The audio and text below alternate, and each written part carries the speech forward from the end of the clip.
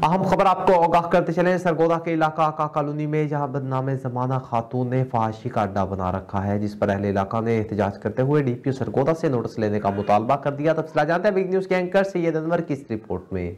आका कॉलोनी में जहां पे एक खातून ने फहाशी का अड्डा कायम कर रखा है, अहले इलाका सरापा एहतजाज है। उन्होंने डीपीओ सरगोदा को इसके खिलाफ दरख्वास्त भी दी है।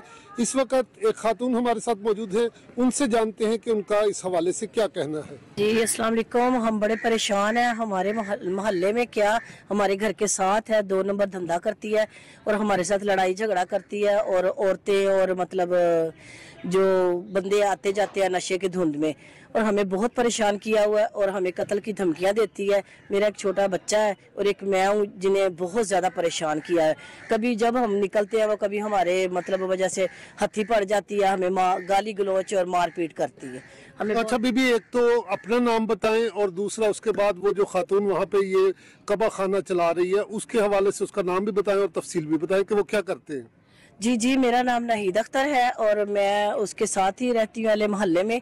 और वो जो औरत है मतलब ये अड्डा चला रही है, उसका नाम आमना उर्फ बिल्लो।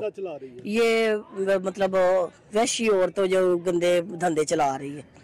हाँ जी, बड़ा परेशान किया हुआ है और हमने मना भी किया लेकिन वो मना नहीं होती, बल्कि हमें धमकियां देती है और ये कहती है कि मैं ये कर दूंगी, आपको मार दूंगी, कत्ल कर दूंगी, यानी कि बड़ी गलत हमें धमकियां देती है। अच्छा, तो आपने डीपीओ सरगोदा को दरखास्त दी है, उस पर कुछ अमल हो रहा है या नहीं हो रहा? जी, हमने डीपीओ सरगोदा दरखास्त दी है, थानों में दरखास्त दी है, लेकिन अभी तक तो उन्होंने कोई रद्द अमल नहीं हुआ।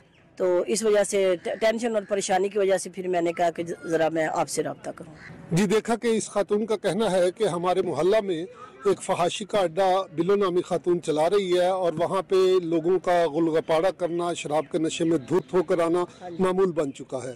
तो अहले अख्तियार से उन्होंने अपील की है, डीपीओ सरगोदा से अपील की है, मुतलका थाने से अपील की है कि उन्हें इंसाफ फराहम किया जाए। Syed Anwar, big news, Sargodha.